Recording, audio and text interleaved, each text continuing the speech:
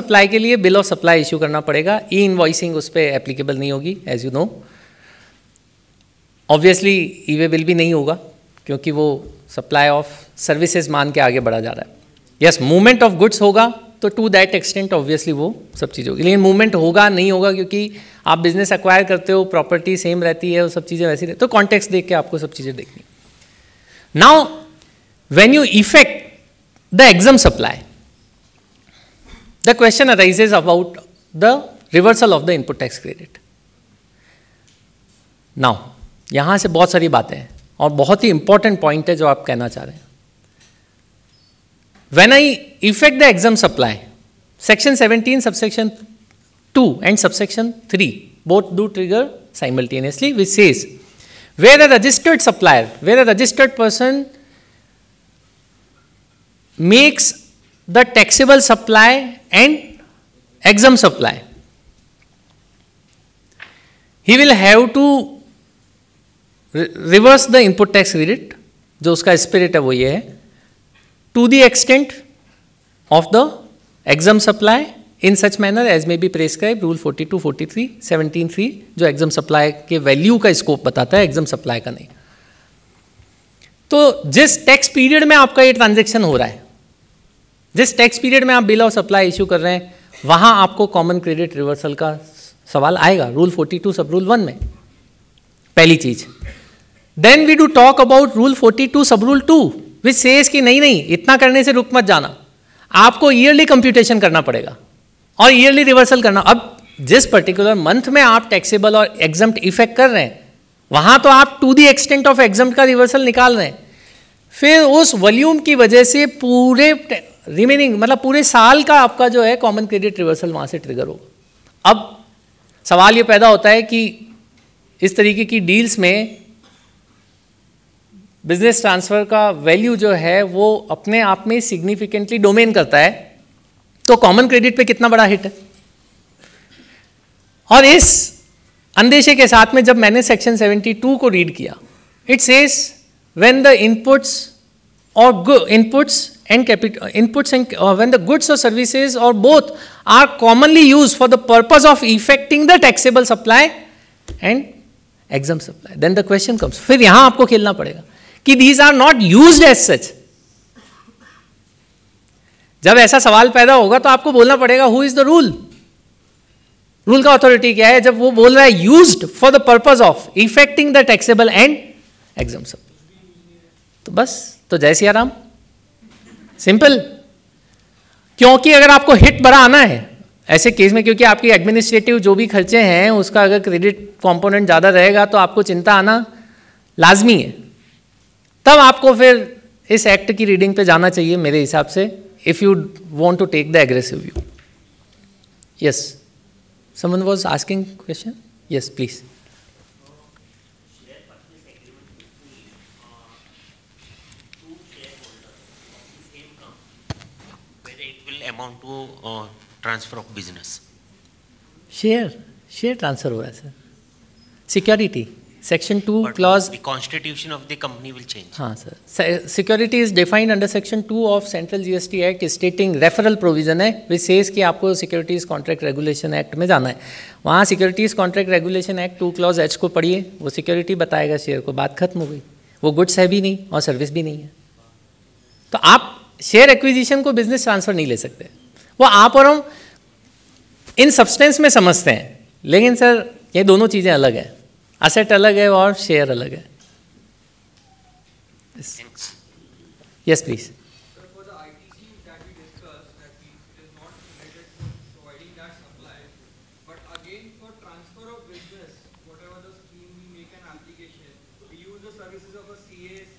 Sir वो मैंने वैसे आगे के इस स्टडी में कवर किया आपके इस क्वेश्चन को। अभी अच्छा है, मेरा काम जल्दी खत्म हो रहा है सर, मुझे आगे की स्लाइड्स रीड ही नहीं करना है ना, अभी मेरा हो गया चैप्टर सर खत्म, राइट। द पॉइंट इज कि आप, yes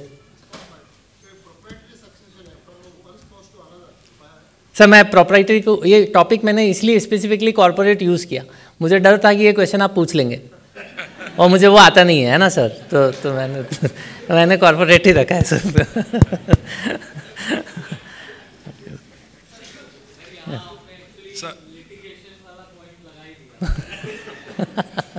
If I've hired the services of consulting firm to effect the merger of the, so though, when I'm paying to the consulting firm huge amount, can I take the input tax credit? Or Sorry sir, please repeat it. I have taken the services of a consulting firm to effect the merger. हाँ. And for the, what the ITC of? तो आप purchasing company हो या selling company हो? I am purchasing company. तो purchasing को यही question है, वो दोनों क्वेश्चन मिक्स होकर अभी ये केस स्टडी है सर आपके सामने. Whether ITC is allowed on the expenses of business transfer when the expenditures are incurred by transferor, when the expenditures are incurred by transferee.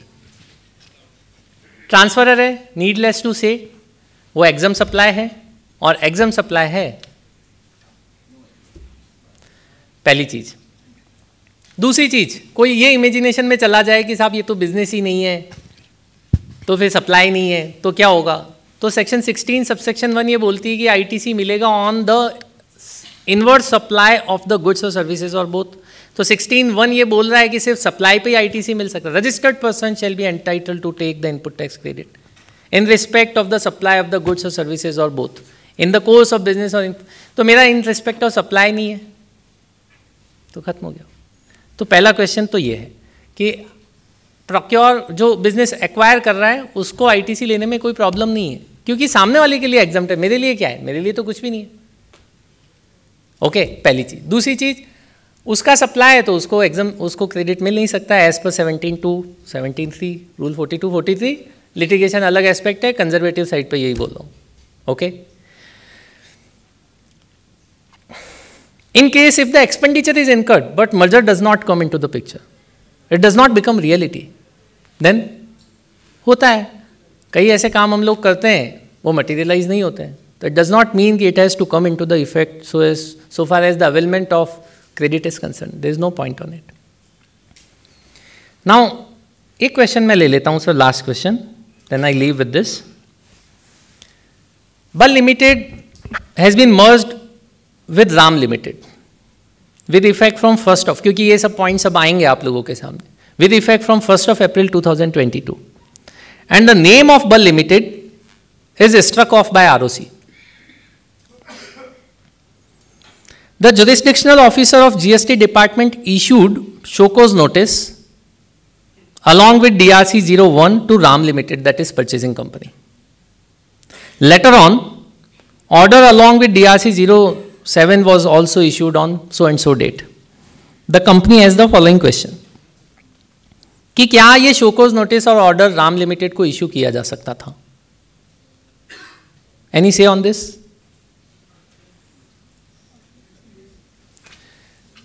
भाई परचेजिंग कंपनी का किया धरा, सॉरी सेलिंग कंपनी का किया धरा क्या परचेजिंग कंपनी को भुगतना पड़ेगा? This is the question. भुगतना पड़ेगा. कहाँ से आया ये आंसर? नहीं सर, इसमें तो कुछ लिखा ही नहीं. मैं तो आंसर लिखता ही नहीं सर, क्योंकि मेरे पास में होता नहीं. Sorry sir, this is what the point is. यही हम लोगों को, वो मैं अपने गुरु की शिक्षा ही आपको सिर्फ ट्रांसफर कर रहा हूँ. I am not know one two give anything. that we have to read the law very consciously. मन से व्यू नहीं बनना चाहिए, और मन का व्यू आ रहा है तो एक बार उसको वैलिडेट कर लेते हैं, ठीक है. And this is what the benefit of exchanging the thought. I welcome this point. ये है sir, when I read section 73 और 74, वो क्या बोलता है? वो स्टार्ट करता है the proper officer has a reason to believe. Where the proper officer has reason to believe, and the 5 aspects: taxes not paid, short paid, ITC wrongly availed, excessively availed, or erroneous refund of the input tax credit. Erroneous refund, not of input tax, erroneous refund. ये 5 चीज़ें अगर हैं, इनमें से कोई भी चीज़ है या कोई कॉम्बिनेशन है, then person chargeable with tax will have to pay the demand. ये उसका क्रक्स है. और उन्होंने क्या लिखा है? Person chargeable with tax who has availed और हु हैज शॉर्टली पेड और हु हैज नॉट पेड. तो पे किसको करना था सर? सप्लायर को पे करना था, या पे किसको करना था? जिसने आईटीसी लिया था। वो तो कौन था? वो तो परचेजिंग कंपनी था, the answer, I am sorry, selling company था, राइट। तो ऐसे केस में वो नोटिस तो एक्चुअली सेलिंग कंपनी को ही जाना चाहिए। वो करेगा कहाँ से इश्यू? चलो मैं तो बोलता हूँ सब मान लेते हैं इमोशन को, वो करेगा कौन सी सेक्शन में? उसको सेक्शन भी तो होनी चाहिए ना, पहली चीज। दूसरी चीज, when I read section 85, it does not से, पहली चीज तो ये है कि इसकी रीडिंग को आप देखेंगे तो आप पाएंगे कि ये एज सच रिकवरी पे बात कर रहा है, डिमांड पे बात नहीं कर रहा। आप रीड करिए इसको एक बार। Where a taxable person liable to pay the tax under this act transfers his business in whole or in part by so and so activity, the taxable person and the person to whom the business is so transferred shall, दोनों लोग, jointly and severally be liable wholly or to the extent of such transfer to pay the taxes etc. due from the taxable person up to the time of such transfer, whether such tax, interest, penalty has been determined before transfer but has remained unpaid or is determined thereafter. यहां ना तो लिखा है demand and recovery, यहां ना लिख रखा है रिकवरी ऑफ टैक्स, बट इस रीडिंग को जब हम करते हैं तो समझ में आता है कि yes, they are not talking about the demand and recovery. Section 73, 74 वाला कोई प्रोसीडिंग यहां बोल रहा है कि अगर वो अनपेड रह गया है तो ऐसे केस में जॉइंटली एंड सेवरली लायबल होगा। सो प्राइमा फेसी यहां से एक बात क्लियर होती है। पहली चीज तो उसके पास में कोई प्रोविजन होना चाहिए जहां वो नोटिस इश्यू करे। किसको? परचेजिंग कंपनी को। वो है नहीं तो बात ही खत्म हो गई। ये तो मैंने एक सब्सीक्वेंट रीडिंग दी उसकी सपोर्ट में ना, इन्होंने यहां ये लिख रखा है not with standing anything contained in 73, ये भी नहीं लिख रखा है। So as per my view this notice could not be issued to the acquirer company and to be issued to the seller company. With this, I close my session. Thank you. Thanks a lot. With a small poem, 2 line की बोलता हूँ। वह पथ क्या पथिक कुशलता क्या, वह पथ क्या पथिक कुशलता क्या, जिस पथ पर बिखरे शूल न हो, नाविक की धैर्य परीक्षा क्या, जब धाराएं प्रतिकूल न हो। धन्यवाद। Thank you.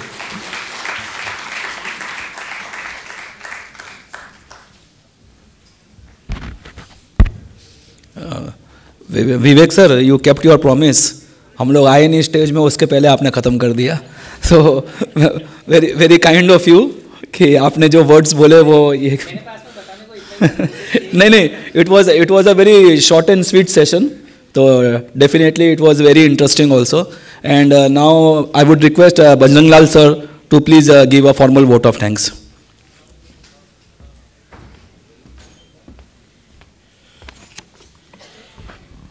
Thank you, Gupta ji. It is my pleasure to propose a vote of thanks for Advocate CA Vivek Ladda ji. First of all, I would like to thank WRC of ICI for giving me an opportunity. Friends, we learned script of law and planning of GST before lunch, and post lunch it is a merger and acquisition under GST.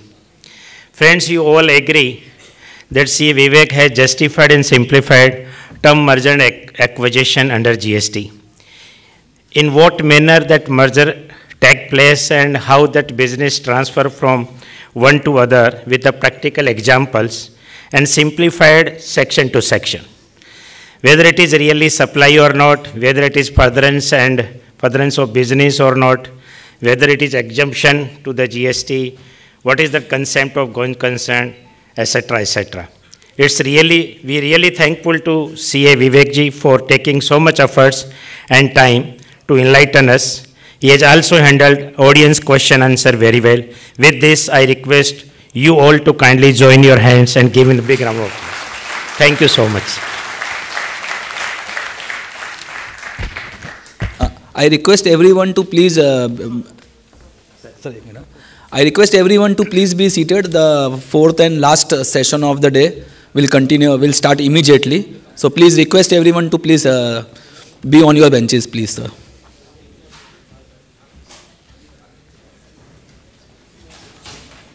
Chair low.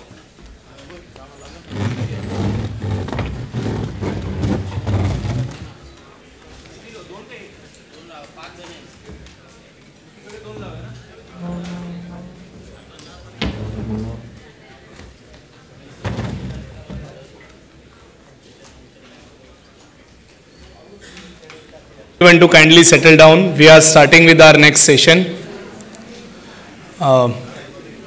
I am CA Gautam Lat, Regional Council Member WIRC and also Chairman of Indirect Tax Committee of WIRC of ICI. So due to some personal reason I couldn't be there in the morning. So I welcome you all on behalf of WIRC of ICI. So our next session is on panel discussion on penalty. I think you are going to enjoy. They have, Madhav has prepared a lot of, tricky questions, and I am sure the panelists are going to have a tough time to answer them. So we will quickly move to the session without taking much of time. I request CA Pankaj Khandelwal, coordinator for the session, to kindly escort our faculty to the dais. Sir.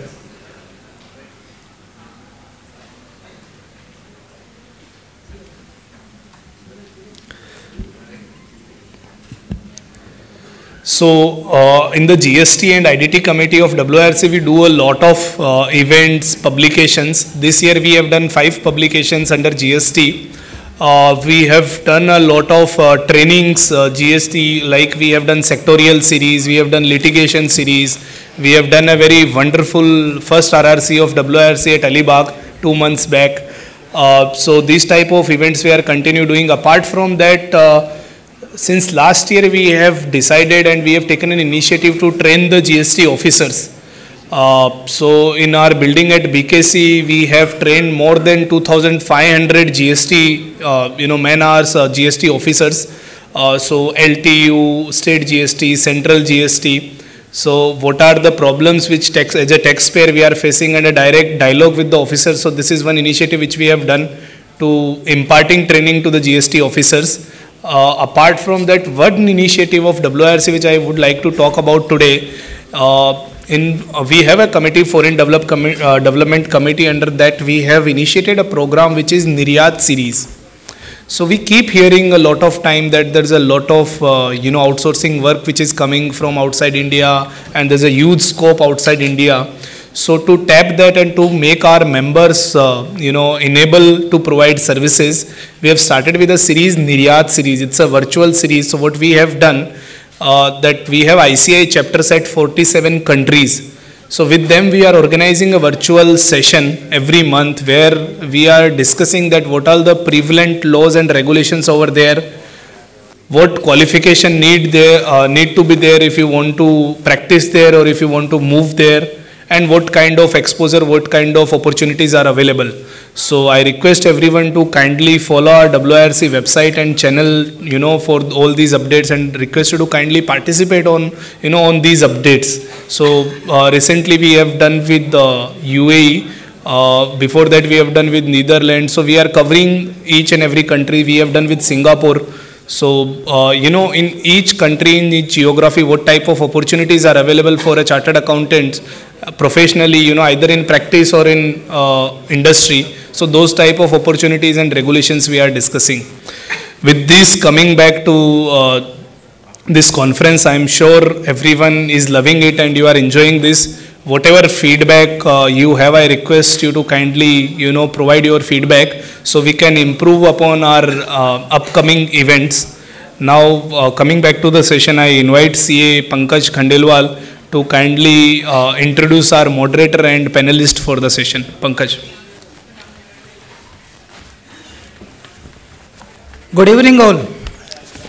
First of all, I congratulate Gautam Lat to successfully organizing this event, because the main, I think, learning is the main criteria for all these learners, because this is not December. Otherwise, CPRs are the first preference. Now the learning is the first preference. And recently also that Alibag residential course was successfully organized under the leadership of Gautam Lat and Arpit Kabra, our WIRC chairman. So now coming to this session, I would like to introduce Khudiram Zadwani sir. He is a advocate and also a chartered accountant, company secretary of 2012 batch, 2002 batch. He is also a certified arbitrator of Institute of Chartered Accountant of India, and he commenced his practice as a chartered accountant in 2002. Thereafter, he qualified as a law graduate and also advocate in High Court. And he also established Vedic legal advocate law firm in Navi Mumbai. So give a big round of applause for our sir. So we will have a good discussion with him. Our second panelist is Jignesh Kansara. He is a chartered accountant qualified in 2002. And he is also an indirect committee member of Bombay Chartered Accountant Society for financial year 2021-22. Presently also a member of Law and Representation Committee of GST PAM for, in the recent past. And also a past member of Indirect Committee of WIRC. So also give a big round of applause for Jignesh sir, will be the panelist. And to moderate the this session with these learned speakers, my friend Madhav is there, Madhav Kalani. So he is a director of indirect team of Deloitte Mumbai, and he is also a chartered accountant and member of company secretary also, and bachelor of degree in law from Mumbai University. He is having the experience of more than 12 years. And also assisted the MNCs and foreign companies in merger acquisitions and GST implementation also. So give him a big round of applause for him. So now Madhav, over to you to start the session. Before starting the session, we would like to present a token of gratitude, a memento. So I request Harsh Bajaj ji to kindly be on the dais and present a memento to Madhav Kalani.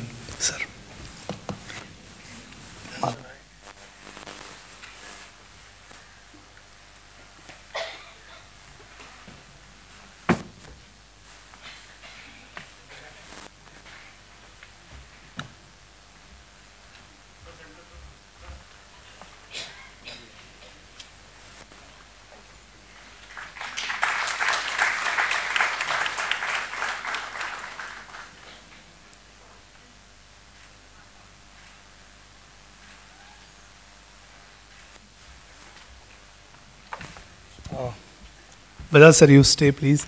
To Jignesh sir, Jignesh Kansara ji.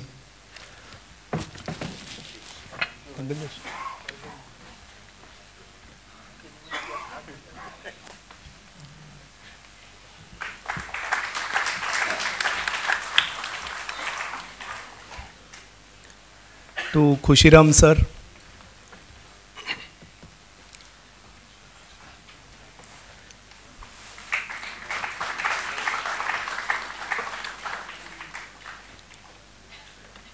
Thank you, Bajaj sir. Sir, this memento is an initiative by WIRC. We have associated with NGO.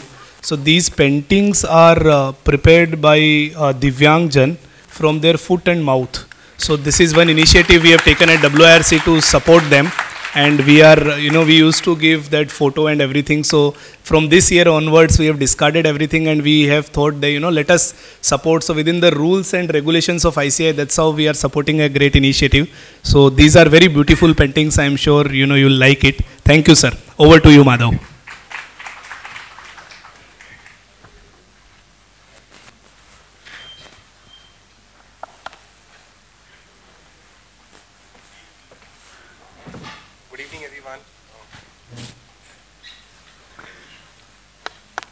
This is audible? Yeah.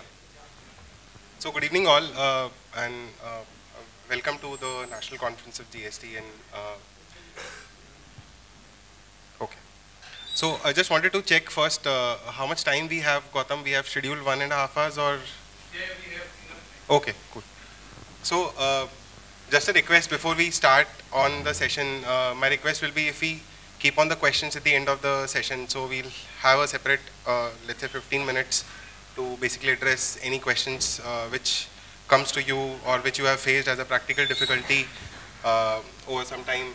We can address that at the end of the session because we believe certain of the questions will get addressed during the course of our discussion, but if there's anything, we will take it up in the end.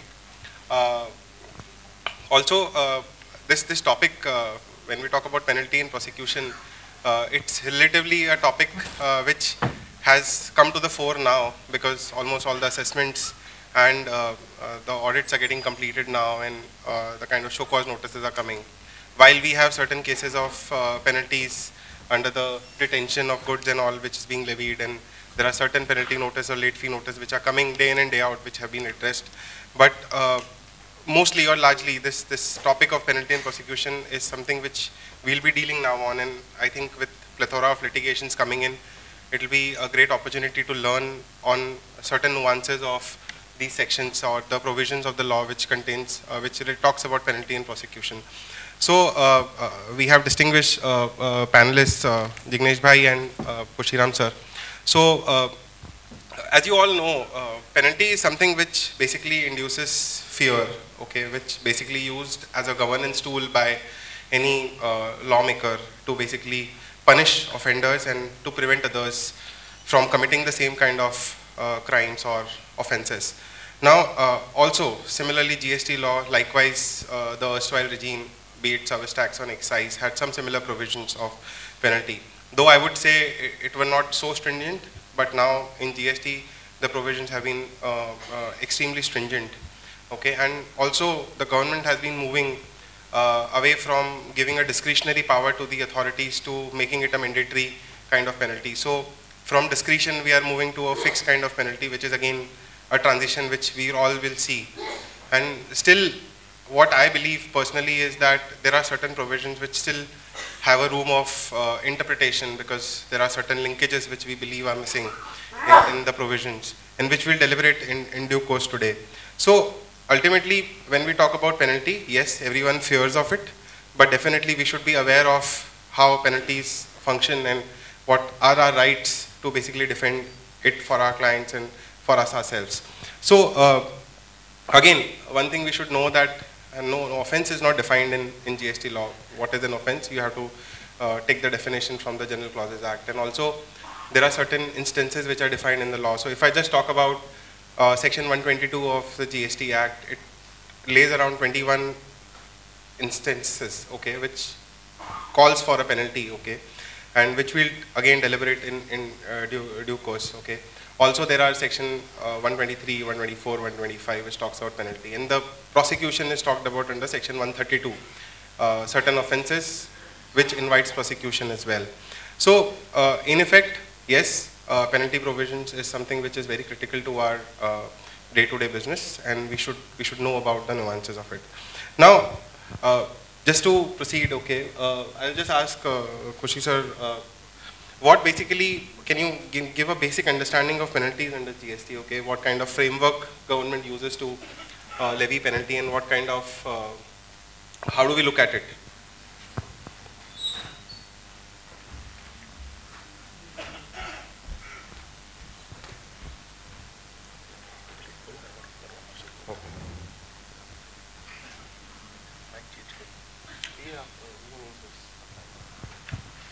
Yeah, good evening everyone. So,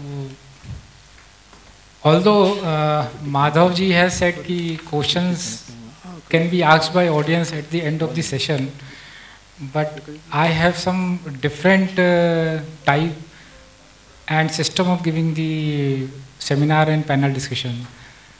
So the question which has been raised by Madhav ji is ki, what are the provisions of general law as far as the implementation and making of law is concerned, as far as offences and penalties are concerned. So as a law student, we have read administrative law under our syllabus, and in that particular syllabus we have 5 types of theories to make a law and to implement the law. So one is deterrent, second is preventive, third is reformatory, fourth is expiratory, and last is retributive. Deterrent नाम से ही समझ में आ रहा है कि डराने के लिए है, करेक्ट है? Can I use Hindi and English both ना? क्योंकि I feel comfortable in mixing the words. So deterrent हमको पता है कि डेटरेंट इज की भाई डरा दिया, करना ही नहीं है। टैक्स इवेजन तो दूर की बात है, आपको इतना डरा दिया कि पेनल्टी से ही डर गए कि क्लाइंट बोलेगा कि नहीं पेनल्टी बच रही है तो मैं टैक्स इवेट करूं, नहीं बच रही है तो फिर मैं टैक्स भर दूं। Correct. Second is retributive, tit for tat. आपने जो किया वही गवर्नमेंट आपसे लेगी। So if you committed an offence, जो नुकसान गवर्नमेंट को वही नुकसान आपसे भरपाई लेगी। Third is preventive. Preventive theory lays down proposition कि you should be prevented from committing an offense. You should not indulge yourself in committing an offense. I will stop you at the source. Then is reformatory. Reformatory theory comes from the background कि there was some past law such as excise, custom and sales tax. Now GST has come into play from 2017. So certain provisions of law has been enacted to safeguard what has been faced by either government or by the supplier of. So that particular provisions has been have an inbuilt system to reform the law. And last is to compensate. To whom? To victim. So if we see GST, who is the victim? Government or SSE? हाँ? Government तो बोलेगा हाँ मैं victim, तो penalty लगाइए। Government perceive I am victim, so I will make myself compensated by the SSE by levying either 10%, 100%, 200%, whatever I feel like. So on these background, we have to see the penalty provisions and prosecution provisions. So this was my concept as far as 5 theories of law.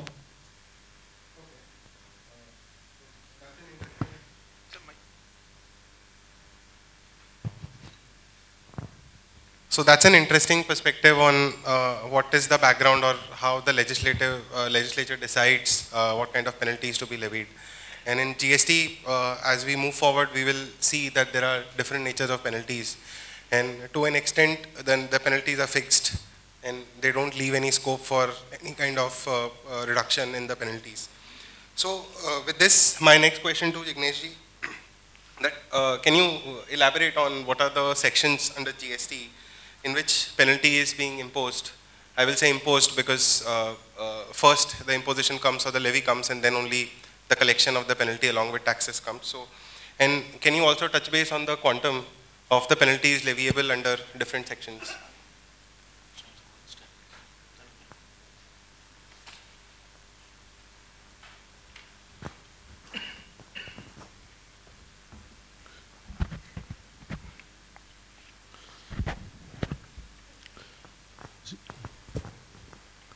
Good evening. Seniors, Vivek Ladda ji, Deepak sir, Phadke sir, other seniors, my co-panelist. I am sure you might not be having Barrett with you. And without Barrett, understanding penalty provision is next to impossible. The way in which it has been drafted, whether it is lacuna or whether it is intentional, only God can tell. And my moderator sir has asked me my first question is so difficult question. So sir is referring to section 122. We have seen penalty provisions in service tax, in VAT, but when we read this section, it reminds me of octopus. Octopus has 8 sides. This section has 21 sides. So we start with section 122 subsection 1. It lists down 21 offenses. Then penalty is 10,000 or tax amount involved, whichever is higher. So penalty is equivalent to tax. Thereafter, somewhere in 2019, government realized that ultimate beneficiary should be brought to tax and they should be charged with penalty. So we had 122, 1 capital A, wherein beneficiary or kingpin or recipient will now be required to pay this penalty. Recently, very recently, maybe in this year, electronic commerce operator, what we call ECO, now can be penalized for violation. I'm just touch basing this thing because otherwise this section is capable of taking almost 2-3 hours. So 121 we have 3 facets, 121 1, 122 1, 122 1A and 1B. Thereafter we have subsection 2, and this is heart of our discussion. Throughout penalty provisions, we will touch base this section again and again. Now, this section talks about 5 types of violation. One violation could be non-payment of tax, short payment of tax, erroneous refund, wrongful availment of ITC, or wrongful utilization of ITC. If any of these 5 offences have been committed by the taxpayer,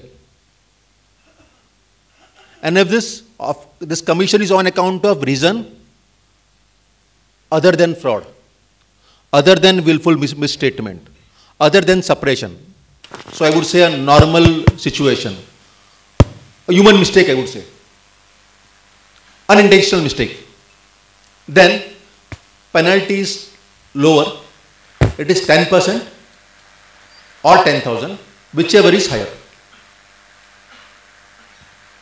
However, if this omission of offense is on account of fraud, willful misstatement, or suppression of fact to evade tax, then penalty is equivalent to tax amount or 10,000, whichever is higher. So there is gap of almost 90% between these 2 possibilities. We have one subsection 3 also, wherein person who is abetting commission of offences, even they can be penalized, and penalty amount will be 25,000 under each head, so CGST and SGST, and in case of IGST it will be 50,000. Thereafter, we have section 123 and 124. I have not seen practical implementation of this section till now. So like in income tax, certain class of taxpayers are required to file return. Here, certain class of taxpayers are supposed to file information return. If there is default, then there will be penalty.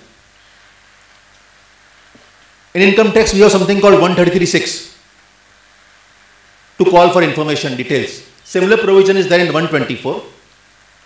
Commissioner can ask for details, and on failure, there will be penalty. Penalty is 10,000 rupees plus 100 rupees per day. However, penalty cannot exceed 25,000 in all. If this was not sufficient, we have section 125, a general penalty.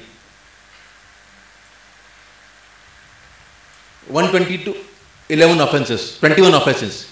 Even if that is not sufficient, we have 125, that is residual penalty head. For any offence, if penalty is not prescribed, then it will fall in this head. Penalty amount is 25,000 under each head. We even have penalty under composition scheme, section 10. So these are broadly penal provisions in GST. And to sum up, when we talk about those 21 offences, those can be broadly categorized into issuance of fake invoices. Then the second can be there's an evasion of taxes.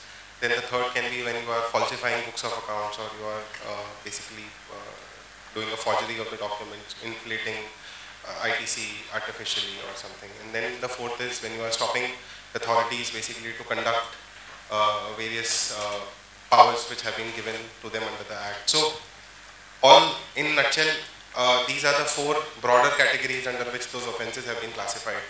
And out of those 21 offences, there are certain offences which are even calling for prosecution, which we will discuss in some time.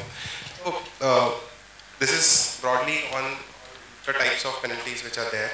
Now, recently there was a decision of Mahavir Enterprises by Gujarat High Court, when it was said, or when the assessee pleaded that the SCN which is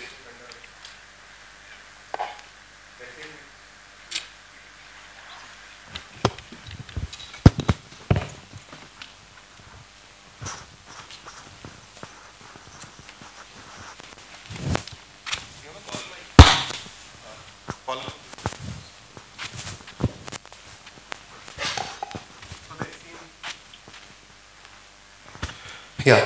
So the SCN which is issued under section 122(1) is valid.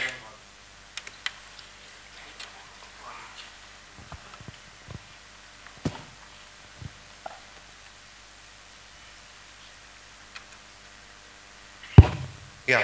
So as we all know, section 73 and 74 covers the SCN, which is the show cause notice and the adjudication thereof, and 73 in cases of non-fraud and 74 in cases of fraud. And at the same time, section 73, 74 says that the tax which is not paid, together with interest and penalty, is applicable under the respective provisions of the Act.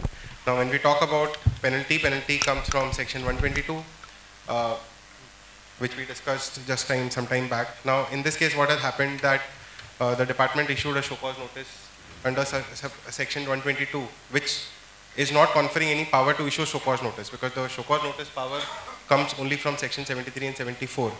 Now the question which was addressed or which was sought, that whether the show cause which is issued under section 22, whether it holds legal grounds, okay? Because contrary to this rule 142, which talks about the issuance of the show cause notice, it covers show cause under section 122, which is not there as a power which is given in the section itself. So the question came whether the rule can override the section which does not provide for issuance of show cause notice. Now in that case also, the High Court has basically said or ruled that nothing doing, show cause can be issued under section 122 and it is a valid show cause. Now with this I come to a question, okay, which is a very pertinent question and which becomes very important point for deliberation, is that what is the interplay between section 73, 74, which is issuance of show cause notice, and corresponding issuance of the orders, adjudication orders, and section 122. Because I think which Jignesh Bhai should be deliberating more, but there's one thing which I would like to say, that there's a mention of only penalty word in section 73 and 74 does not refer to section 122. At the same time, section 122 does not refer to anything of 73, 74. So how do we read it? And in situations I have seen that department is levying penalty only under 73, 74 without mention of 122. Okay, so whether that will hold ground or should not hold ground. So this question to you, Jignesh Bhai.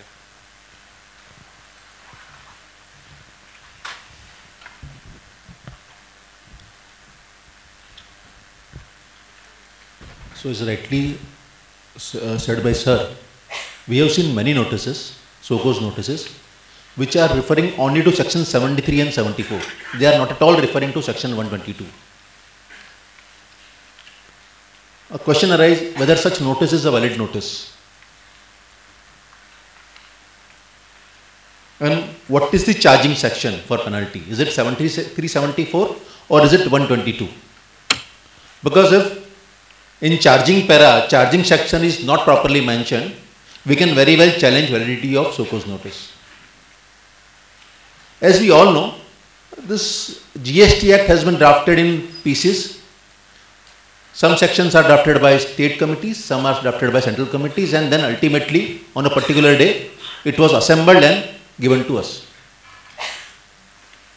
Sorry if I am using some sarcastic word, but then this is how it has been done. So when you read section 50, it refers to section 73, 74.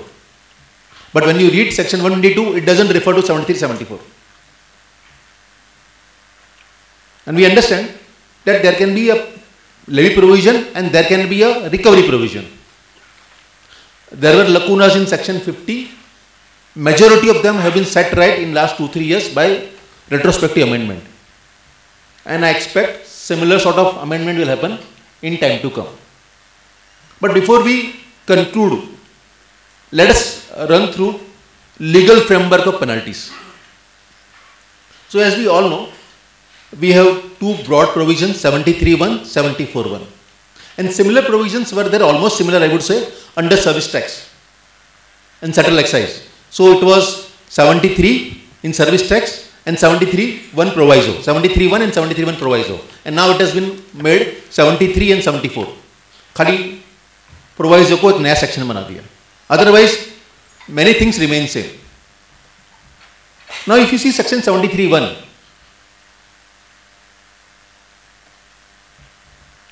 if you see section 73(1), if there is short payment, non-payment, erroneous refund, wrongful availment of ITC or wrongful utilization of ITC for reason other than fraud,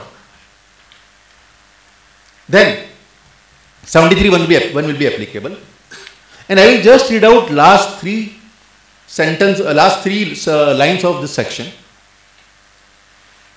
requiring him to show cause as to why he should not pay amount specified in the notice along with interest payable thereon under section 50 and penalty under the provision of this act. For interest, they are very well referring to section 50. But for penalty, reference to section 122 is missing. Let us go further. 73(9).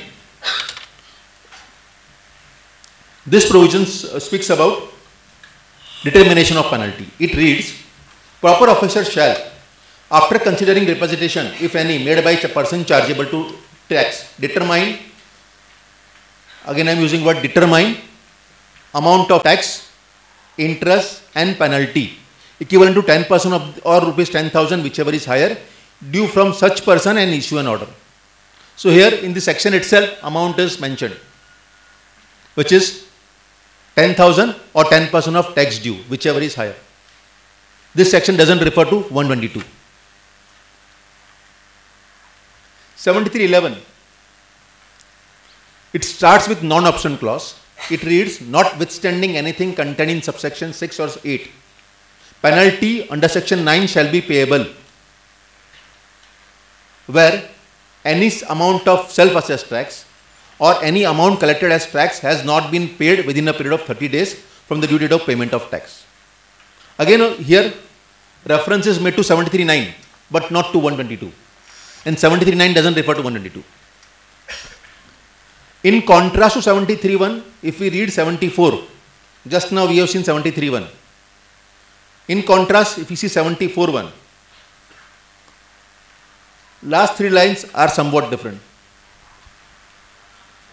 And it says penalty equivalent to tax specified in the notice. So whatever penalty has been specified in notice, that will be levied. So it is, rigmarole is happening.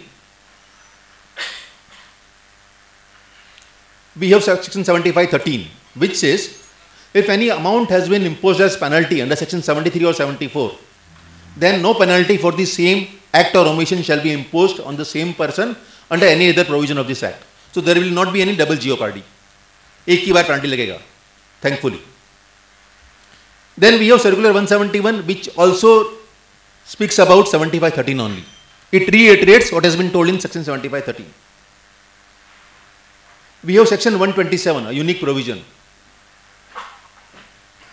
Here, powers are given to officer to independently invoke penalty proceedings.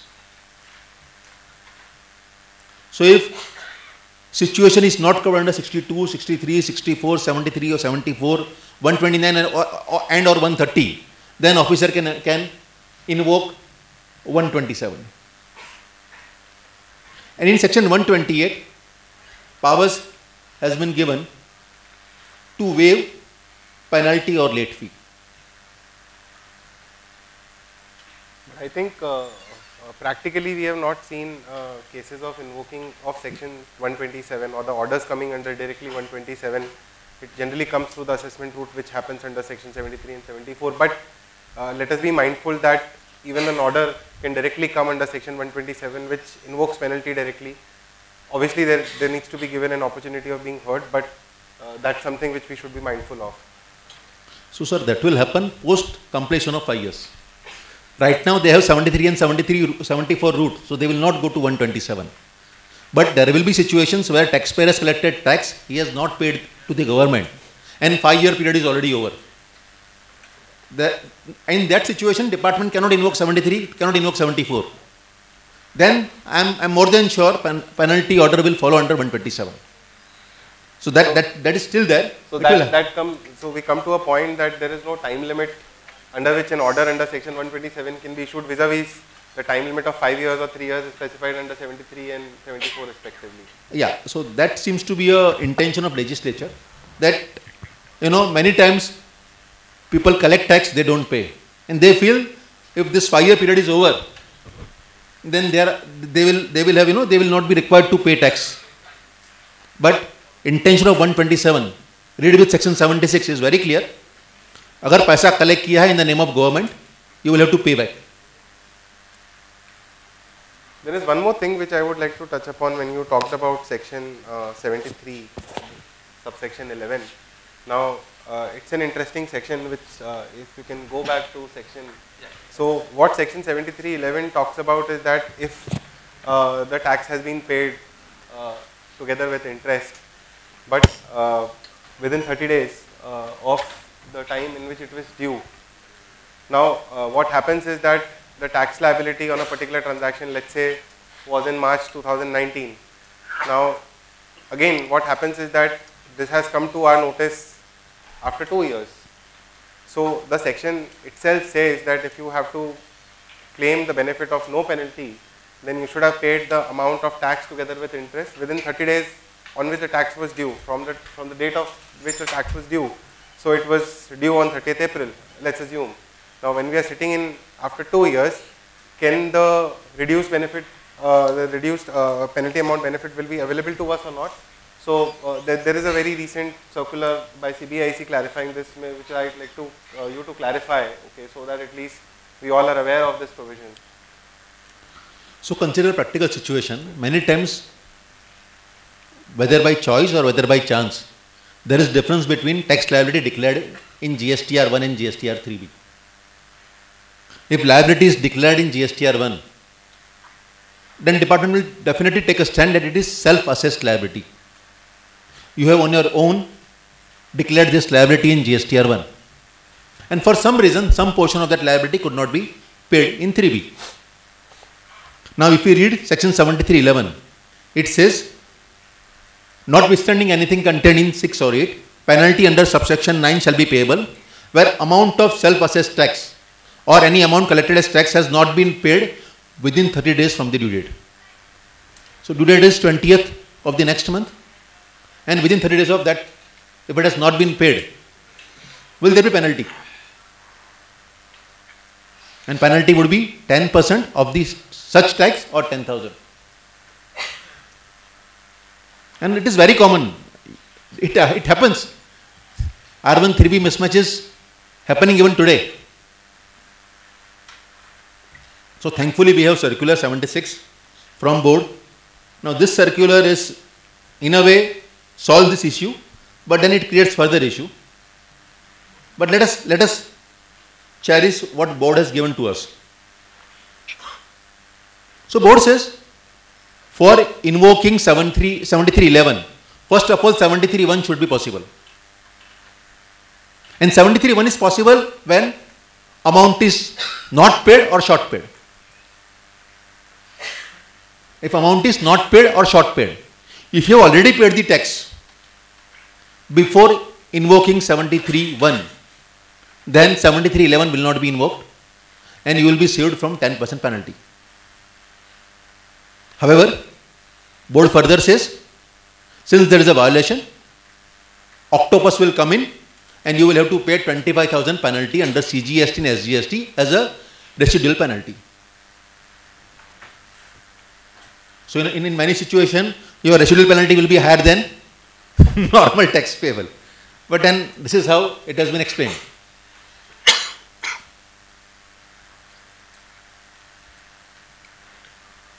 Yeah, I think I'm done with this. So again, as we say, and as I started my discussion saying that when the penalty is moving from a discretionary to a mandatory penalty, now a question to Kushiram sir, that whether when we talk about penalty, can it be really waived? Because once we say that there is a section imposing penalty equivalent to the tax amount, and at the same time section 73 and 74 talks about some reduced penalty because of the factors which come into play, but is it really so? And what all factors can come into picture when we talk about reduction in the penalty? So your thoughts on that? So Jignesh Bhai has explained that we have two types of provision as far as levy of penalty is concerned. One is 10% and other is 100%. So 100 we on a normal parlance can say कि 100 को हम 10 तो कर सकते हैं, because we can argue there is no fraud, no willful statement, so at least it should come down to 90%. But that totally depend upon the nature of notice which has been issued by officer. If it is 73, then it is very easy to argue. If it is issued under 74, then it is very difficult. But there is one section 128 in GST which talks about power to waive penalty. But this power has been granted, or alternatively we can say is retained by a government to waive. So if we want to waive the penalty, there has to be some notification from the government for waiver of penal provisions on certain aspects of penal provision which has been provided under the law. Other aspect is which Madhavji was telling, कि penal provisions can be interpreted mandatorily or discretionary. When we were working under service tax regime or sales tax regime or excise regime, we always perceive the situation where we can very well argue and we can say कि penal provisions cannot be either initiated or imposed on a automatic route manner. The department has to justify कि I have done something which requires or which gives jurisdiction to the officer to initiate penal provisions against GST. But when we see GST law, section 73 or 74, it does not give that leverage. It says 10%, then 10% has to be paid. If it says 100%, then 100% has to be paid. Otherwise, we have to argue कि 100 नहीं हो सकता, 10 हो सकता है. Still, we were in the past era, we were having judgment of Supreme Court in the case of Hindustan Steel, which was very well used when service tax, sale tax, income tax, penal provisions were argued by councils.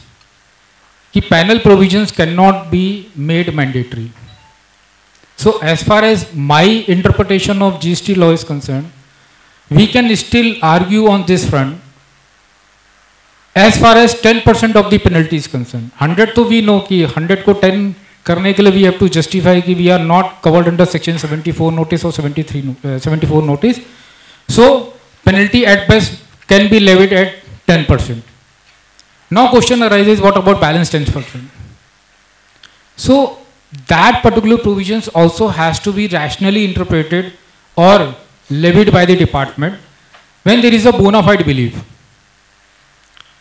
I can say this, Jignesh Bhai will agree, कि I have paid tax on particular goods or service under a presumption of law that my supply of goods or supply of service falls under so and so category. But department says नहीं, मेरे हिसाब से तो ये इस category में इसमें होना चाहिए. So then you have to pay additional tax of 6% difference in rate of tax. So whether this particular difference is a bona fide belief or it is a what we say panel, what I can say is कि it will tend to amount to willful evasion for 10%. कि नहीं आपने तो जानबूझ के ही किया है. If that is the case, then why a distinction has been made for levy of penalty for 10% and 100%? Why drafting a law and saying कि evasion नहीं है तो 10%, willful statement नहीं है तो 10%, otherwise 100%? That means department is itself accepting कि there is a bona fide. Otherwise, why they are waiving 90% itself? So but the question comes then why they are levying 10% also when there is a bona fide, then the penalty of 10% should also not come into picture. But unfortunately, Madhav ji, the panel provisions has also to be interpreted strictly. We cannot put if and but in the panel provisions also. So what department will argue, there is a specified quantum of penalty which has to be levied if there is a difference in payment of tax by you and which is assessed by us. Rightly said, Jignesh bhai? My mind says yes, heart says no, sir. Very nice. Sir, I partly agree with you and I partly disagree. So, sir, first of all, my understanding says 73, 74 provisions are borrowed from service tax regime.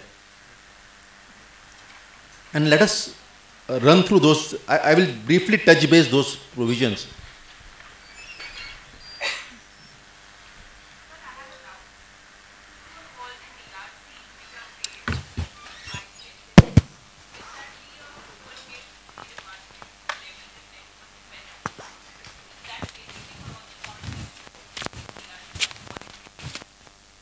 But for the same, I think the circular will help, wherein you have yourself self-assessed, paid the tax together with interest before the department comes to your gate and investigates, okay, that there has been a short payment.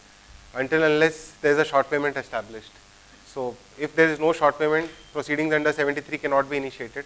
And if it cannot be initiated, then without penalty, I think there is a clear escape route. Agree, Jignesh bhai? Yeah, circular 76 will help you in that regard.